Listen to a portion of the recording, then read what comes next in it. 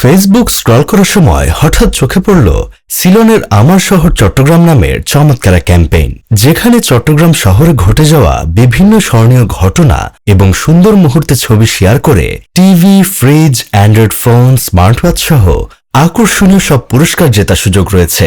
তাই চট করে নিজের মস্তিষ্কে ঢু মেরে দেখার চেষ্টা করলাম যে চট্টগ্রাম শহর ঘিরে আমার স্মৃতির অ্যালবামে এমন কোনো স্মরণীয় ঘটনা কিংবা মুহূর্ত আছে কিনা।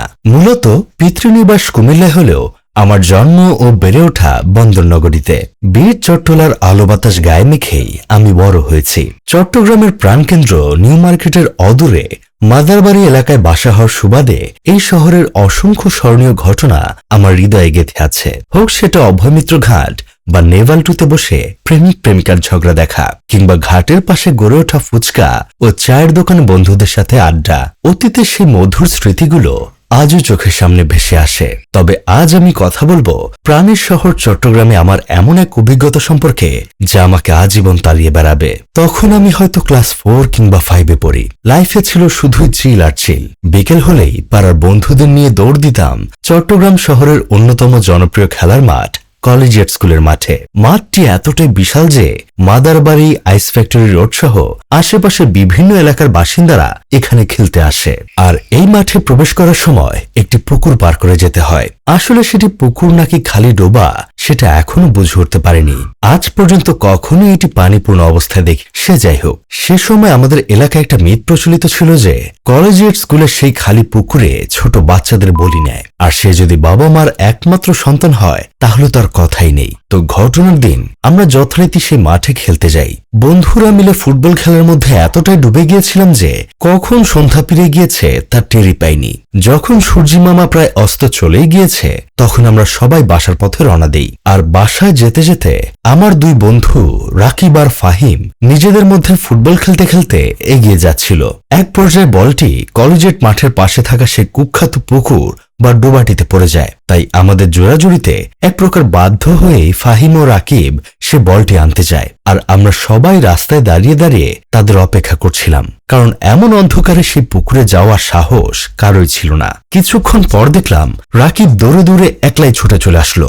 যখন তার থেকে ফাহিম সম্পর্কে জিজ্ঞেস করি তখন সে বলে তারা দুজন খালি পুকুরে নেমে বল খোঁজার জন্য আলাদা হয়ে যায়। তখন তার কানে কারো কান্না শব্দ ভেসে আসায় সে ভয় পেয়ে দৌড়ে চলে এসেছে। এ কথা শোনার পর আমরা সকলে মিলে তখন ফাহিমকে খুঁজতে সেই পুকুরে ছুটি। তবে অনেক খোঁজাখুঁজি করেও আমরা তাকে সেখানে পাইনি। আর বলে রাখা ভালো যে ফাহিম তার বাবা মায়ের একমাত্র ছেলে, যার ফলে আমাদের ভয়টা আরো বেশি বেড়ে গিয়েছিল। সামান্য একটা ফুটবলের জন্য ফাহিমকে অভিশপ্ত পুকুরে পাঠানো ঠিক হয়নি। তাকে খুঁজে পাওয়ার আর কোনো আশা না দেখে আমরা আবার রাস্তায় চলে আসি। তবে তখনই দেখি পেছন থেকে ফাহিম খিলখিল করে হাসছে। আসলে স্বভাবে ফাহিম খুবই দুষ্ট প্রকৃতির ছিল। রাকিব পুকুরে বল খোঁজার সময় সে নিজেই পেছন থেকে কান্নার আওয়াজ করে রাকিবকে ভয় দেখিয়েছিল। তারপর সে চুপিসারে এসে রাস্তার একপাশে ঝোপের আড়ালে লুকিয়ে যায় এবং আমাদের দেখতে থাকে।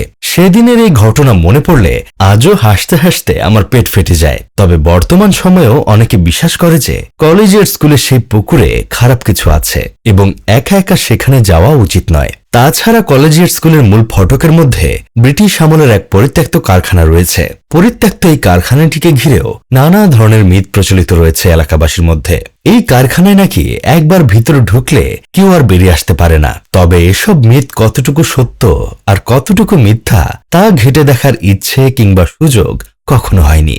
নিজের শহর ব্যাপারটাই এমন, কত স্মৃতি, কত আবেগ। চেনা শহর আমরা ছেড়ে যাই, যেতে বাধ্য হই। জীবিকার সন্ধানে যেখানেই যাই, সেটা ঢাকা হোক, অন্য শহর, অন্য দেশ, শুধু দেহটাই নিয়ে যাই। আমাদের মন, আমাদের আত্মা পড়ে থাকে ফেলে আসা শহরে, তার সাথে যে আত্মার বন্ধন।